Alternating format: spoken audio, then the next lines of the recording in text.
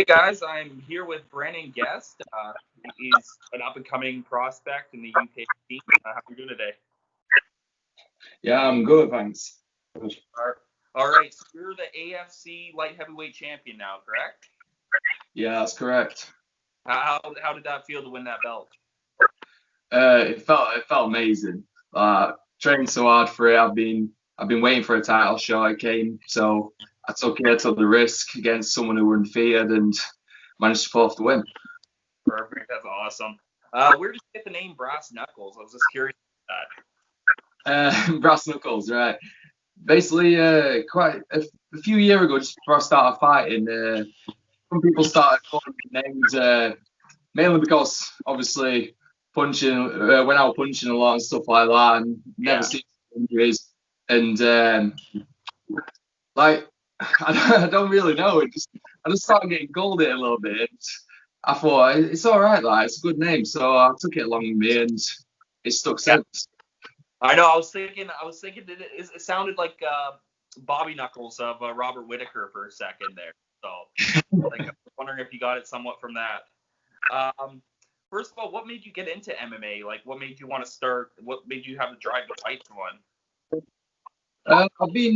I've been training in kickboxing since I was 6 years old. Okay. So because my dad were a champion kickboxer, so I was training quite a lot, but I competed in kickboxing.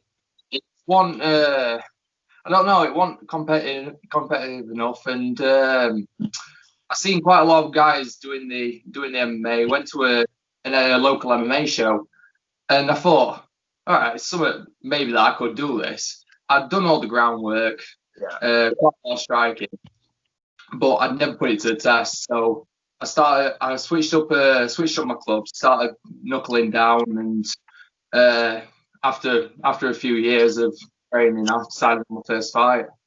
Okay.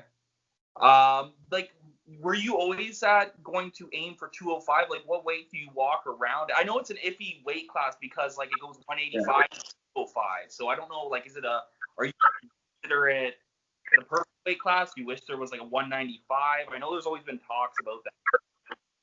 Yeah, I fight 205 because on my I walk around in kilos, somewhere between 102 to 104 kilo. Oh, okay. So I only have to cut down to 93. Oh, okay. Okay. It's the easiest way to cut, but I don't like to fight at heavyweight because I feel quite sluggish. I'm quite comfortable fighting at light heavyweight, so I feel comfortable there. I feel strong. I feel fast. Absolutely. And I like to be. Just have the power there too. So. Yeah. Is there someone that you like looked up to? I know, and there's Michael Bisping. There's like Darren Till out in the UK. It became growing like over the years.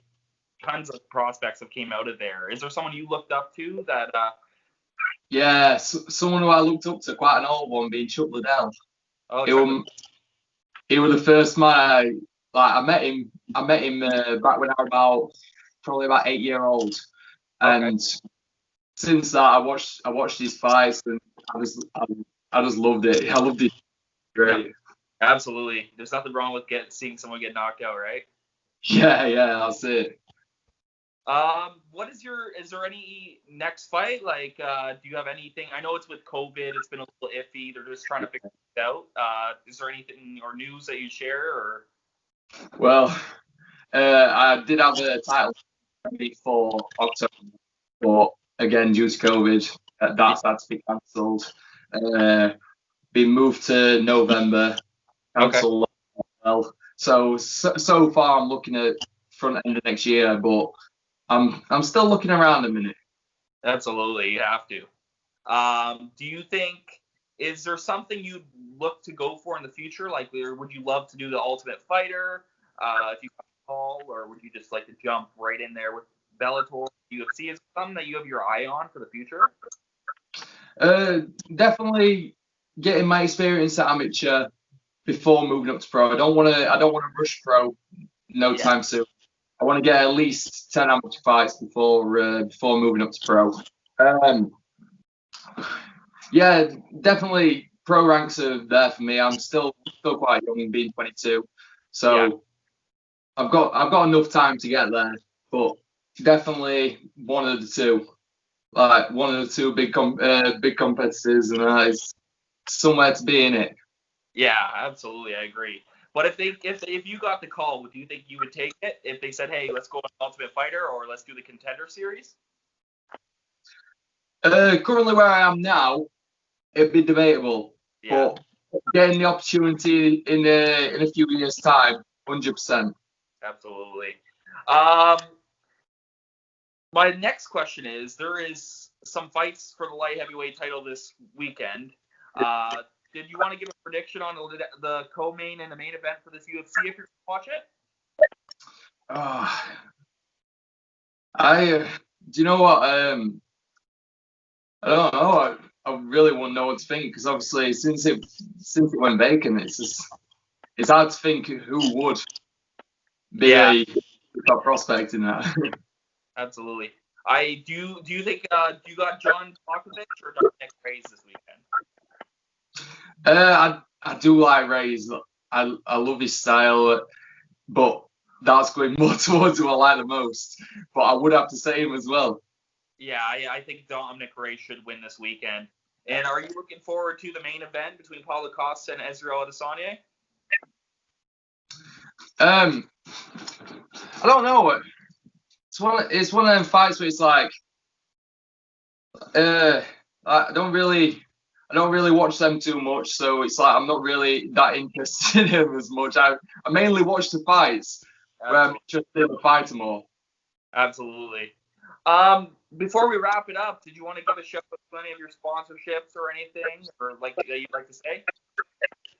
Yeah, I'd like to give a shout out to one of my first sponsor, and another one that came in straight away. Number one being Fresh Prince, a printing company from my local town. They've stuck with me from my first fight, still with me now, which really good sponsor. And the other one being on there, CBD Life. Awesome. Another good sponsor from the start, still supporting me all the way. That's awesome. That's awesome. Well, I really appreciate your time, and we'll be definitely keeping in touch, and hopefully get that fight in October, November. 100%, yeah, I need it. And